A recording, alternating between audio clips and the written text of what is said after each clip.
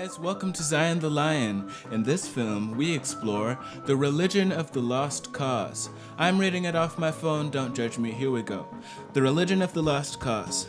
The American Civil War was devastating for both sides. However, the Confederates and the Unionists equally believed that God was fighting exclusively on their side for their cause. The Confederates fought for the preservation of slavery and Southern independence. The Union fought for the preservation of the Union itself and to stop the spread of slavery. The Union eventually won, but at a tremendous cost. Their cause and their claim of God fighting on their side was vindicated, though, through their victory. Contrarily, the Confederates lost, and at a considerable cost as well. So what of their cause? And what of their claim that God fought on their side? Cue intro. Zion is Zion the Lion, Zion the Lion, Zion the Lion.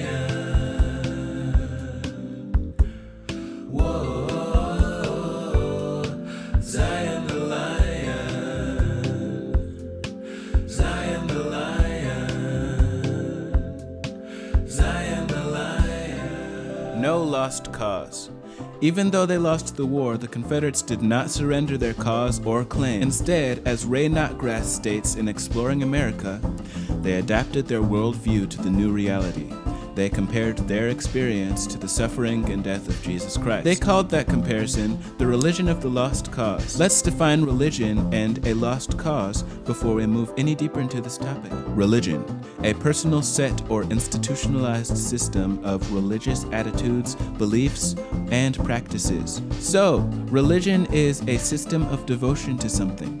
Lost cause, something that is certain to fail. A lost cause is a hopeless or defeated reason. The Confederates' reason for fighting was defeated in war, but instead of accepting that, they turned it into a new religion. Nation dies, culture born.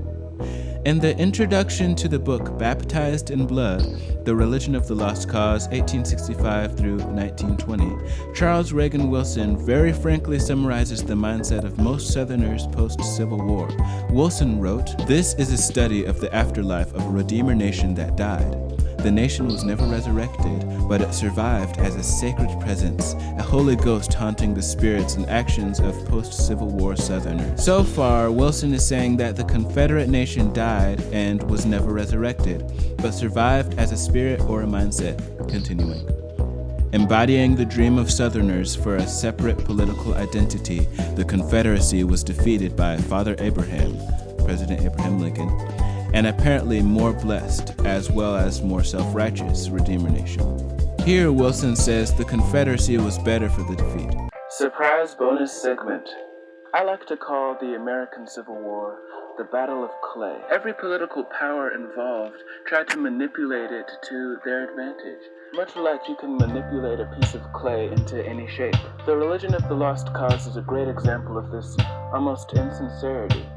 How in loss there is also an agenda, and there's no winning or losing the war, there are just moves made within the war. I'll illustrate this further as we move into the video. End of bonus segment. Continuing. But the dream of a separate Southern identity did not die in 1865.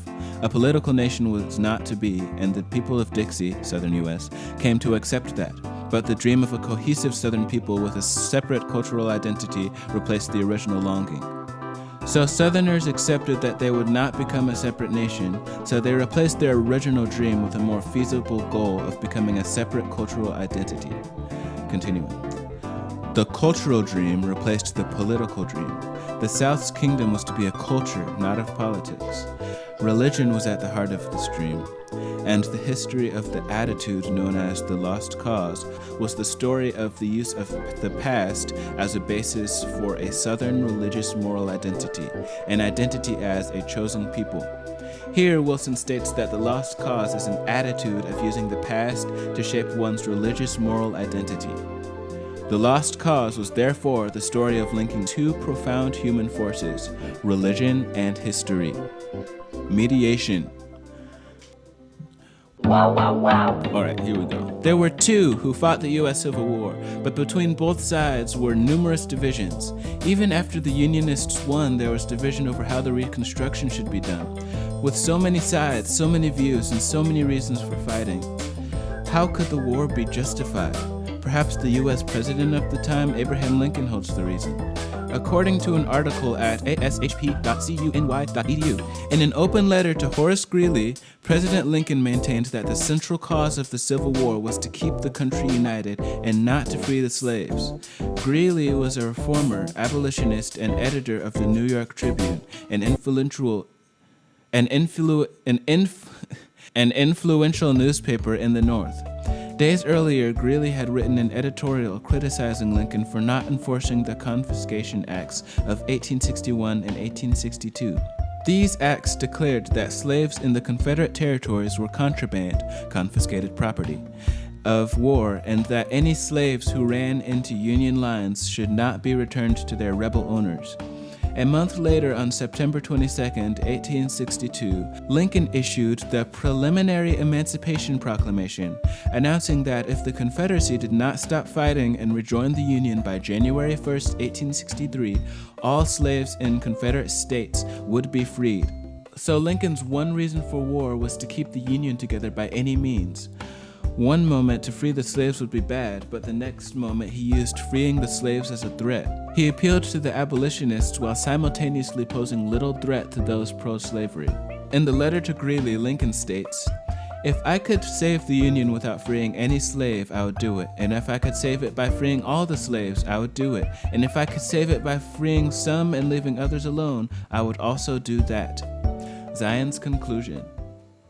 Many other examples could illustrate the theme of using war to pursue one's will, the will of the president to save the Union and gain political fame, and the will of the Confederates to preserve slavery and or gain independence from the Union, the will of abolitionists to abolish slavery.